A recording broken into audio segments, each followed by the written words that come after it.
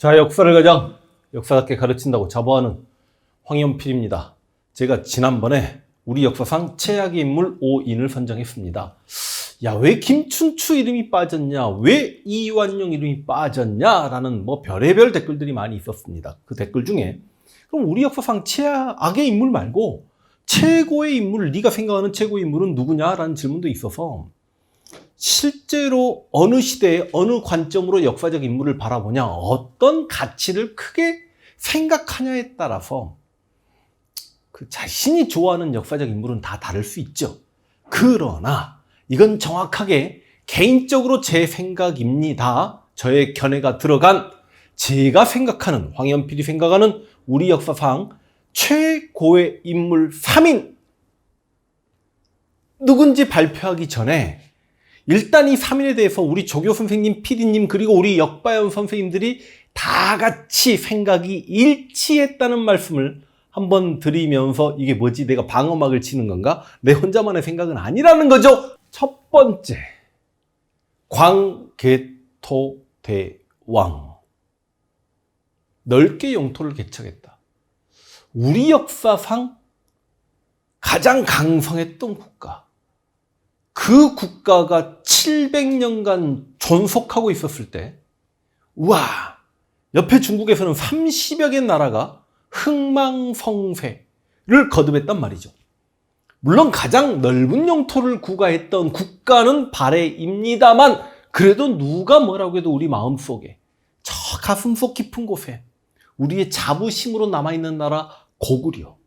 그 고구려의 최대 영토를 확보하고 굉장히 넓은 영토를 개척함과 동시에 만주에 고구려의 천하관을 형성했던 군주, 북쪽으로 비려와 숙신, 지금의 거란과 여진입니다. 여러분에게 더 익숙한 이름이죠.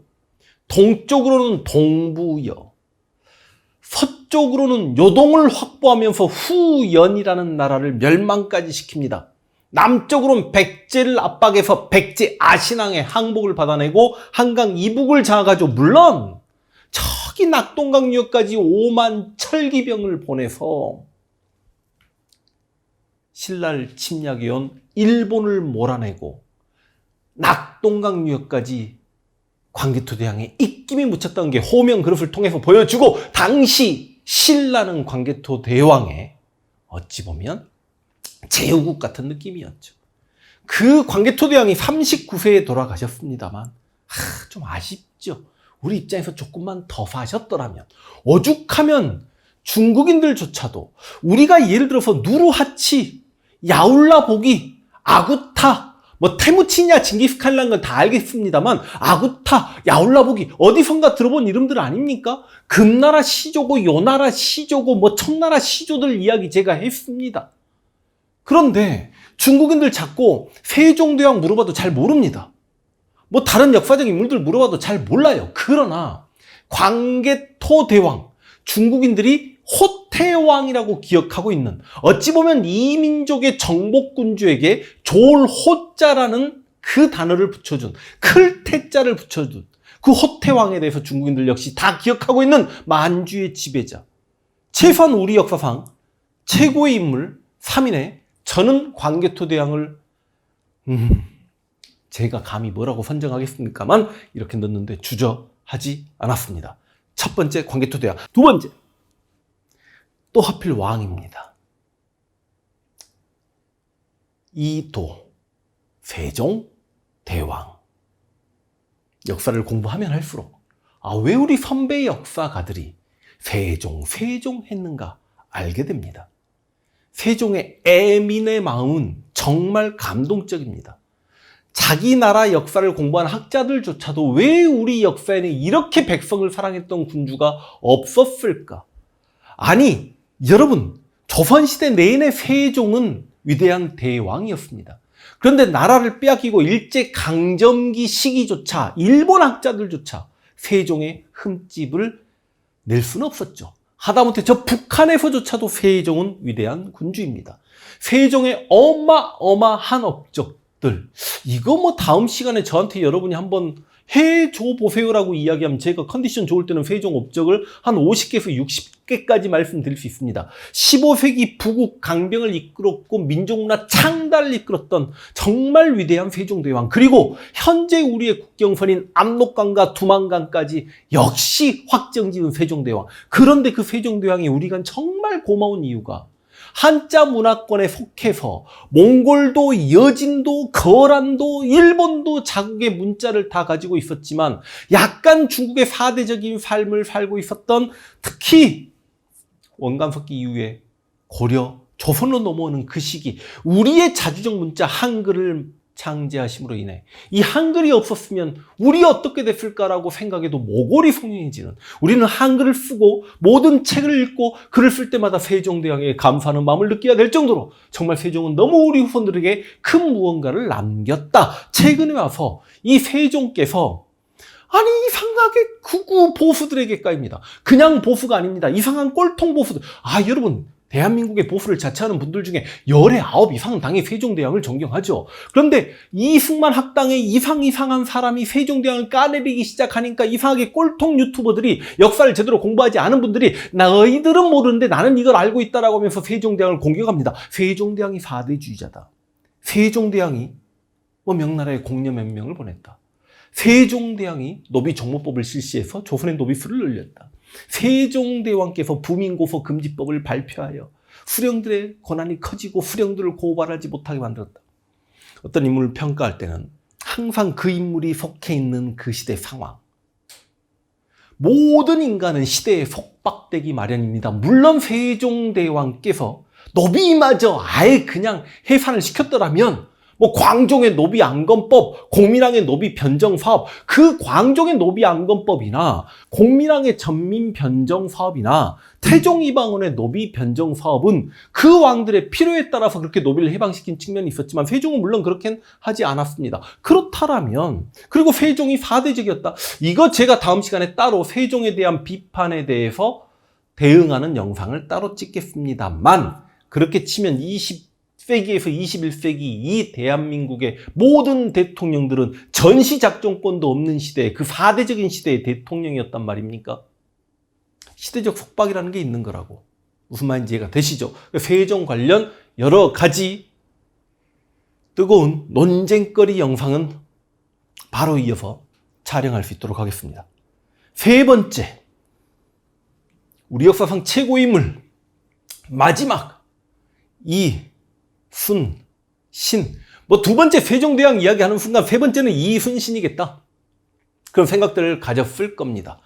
예를 들어서 외적의 침략에 우리 민족과 국가와 백성을 구해냈다. 을지문덕 장군도 그랬고, 강감찬도 그러했고, 양만춘도 그러했고, 여러 위인들, 용들이 있지요. 그러나 이순신은 어찌 보면 그렇게 국력이 강하지 않았던 조선의 수군을 이끌고 세계 최고의 해군력을 가지고 있었던, 보유하고 있었던 일본 수군과 압도적인 실력 차를 보이면서 7년간의 임진란 전투 중에 단 한 번의 패배도 당하지 않으면서 바다를 완벽하게 지켜냈는데, 문제는 그의 어찌 보면은 전장에서 보여준 장수로서의 능력뿐만이 아니라 그 7년간 긴 전쟁 동안에 그 백성을 다하는 변방의 장수의 정말 모범이 되는 모습들, 그 어리석은 임금과 사이에서 고뇌하면서 국가와 백성을 버리지 못해 그 아픈 몸을 이끌고도 자신이 이 나라를 지켜야 된다는 그 어깨에 무거운 중압감을 느껴가면서 그 오랜 시간 전장에서 보내는 그 모습은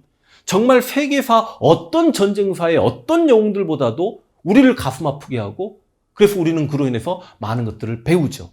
제가 쓴 이순신의 바다 마지막 페이지에 제가 이순신 장군의 이런 언급을 했습니다. 차마 외우지 못하고 있음을 제가 썼음에도 불구하고 죄송한데 한번 읽어드리겠습니다. 우리는 이순신의 삶을 통해 이순신을 배우고 이순신의 용기를 얻을 자격이 있는 이순신의 후손이다. 이순신은 지금 우리들의 이순신이고 우리 후손들의 이순신일 것이다. 와, 그래서 제가 생각하는, 그리고 우리 역바영 선생님들이 전부 다 생각이 같았던 우리 역사상 최고의 인물 3인 광개토 대왕, 세종대왕, 그리고 이순신 장군. 이렇게 되면 단재 신채호 선생님께서 우리 역사상 4000년 내 최고의 인물이라고 했던 영계 소문은 왜 못 들어갑니까? 이게 제가 개인적으로 세 분을 선정하고 나머지 인물들이 선정되지 않은 이유를 짧게 짤막하게라도 이렇게 설명을 드려야 더 영상이 재밌어지나요? 피디님 재밌어지나요? 예를 들어서 들어갈 만한 인물. 영계 소문은 그래요. 정말 대단한 인물이긴 합니다. 실제로 고구려가 아무래도 이게 이야기하면 길어지겠네. 좋아요. 그냥 왜 안 들어갔냐라고만 이야기하면 해석하기에 따라서 영계 소문이 쿠데타를 일으키지 않았고 강경한 대당 정책을 전개하지 않았으면 고구려가 오히려 멸망당하지 않고 더 오래 존속할 수도 있었다라는 해석이 분명히 가능하고 역시 독재자인 측면도 있기 때문에 제가 영계 소문을 위대한 인물입니다. 집어넣지 않았고요. 또 누구 있겠습니까? 김구 선생님. 우리가 20세기 전반기의 화두는 독립운동이고 후반기의 최고 화두는 산업화와 민주화다라고 보면 누가 뭐라고 해도 이 남한 학계에서 그리고 남한의 우리 대한민국의 국민들 입장에서는 독립운동가 하면 상징적으로 김구 선생님이 들어가긴 합니다만 실제로 독립운동사를 들여다보면 김구 선생님 정말 훌륭합니다만 김구 선생님만큼 훌륭하신 분들이 너무너무너무 많기 때문에 오케이? 그 다음 정조대왕. 그렇죠. 애틋하죠. 그 노론 벽파 세력과 맞서 싸워가며 아버지에 대한 복수를 해나가는 그리고 백성을 위한 그 선정을 펴는 그 과정들 보면 정말 좋아합니다. 개인적으로 좋아하는 맛만 따지면 저에게 타임머신 타고 가가지고 세종대왕하고 소주 한잔 할래? 정조하고 소주 한잔 할래? 무조건 정조를 만나보고 싶습니다만 애틋한 마음이야 그러합니다만 실제로 그 많은 업적들을 세운 세종대왕을 능가하기에는 실제로 쉽지 않다. 어찌 보면 조선의 마지막 개혁 군주로 우리 마음속에 남아있는 군주가 정조다. 개인적으로 또 박정희. 그래도 20세기 산업화 시켰고 우리를 이렇게 굶주림에 저는 개인적으로 그렇게 생각하지 않습니다. 박정희란 인물이 없었어도 우리 노동자들의 땀과 더군다나 우리의 이 학구열과 성실함으로 저는 이만큼 미국이 그렇게 경제적 지원해주고 일본과 수교하는 과정에서 그렇게 일본으로부터 배상금 받고 베트남 전쟁 터져가지고 베트남 특수를 통해서 그렇게 경제성장 저는 더군다나 18년 동안 독재하면서 그렇게 경제성장을 일구었기 때문에 아직 우리는 박정희만큼 18년 동안 권력을 독점해본 현대사 대통령이 없단 말이죠. 그래서 물론 박정희 공과가 있습니다. 경제개발에 대한. 그러나 그 공을 전부 박정희 개인에게 돌리기는 어려울 뿐더러 누가 뭐라 해도 이거 완벽한 독재자였고 세계사적으로 비판받는 독재자이기도 한가 동시에 한때는 민족 배반자였고 친일파였습니다. 그러니까 공도 있고 과도 있기 때문에 공만 생각하면 개인적으로 나는 박정희가 우리 역사상 최대 3대 인물 들어간다라고 생각하는 분도 계시겠지만 과를 생각하면 오히려 또 최악의 인물 5인에 박정희를 넣어야 된다는 분도 계시기 때문에 아직도 박정희에 대해서는 조금 우리가 공과 과를 같이 생각해야만 한다.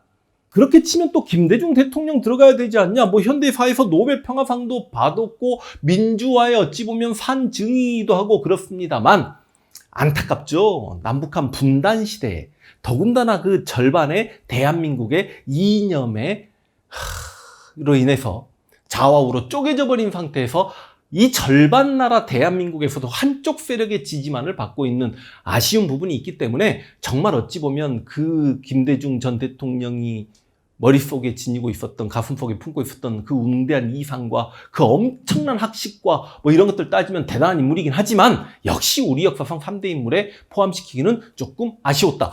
훨씬 더 많은 인물들 지금 막 제시하고 싶은 인물들이 있을 겁니다. 그러나 황현필은 우리 역바연 선생님들은 광개토대왕, 세종대왕, 이순신 장군으로 선정했고 이의가 없었다는 말씀 드리면서 영상 마무리 지을 수 있도록 하겠습니다.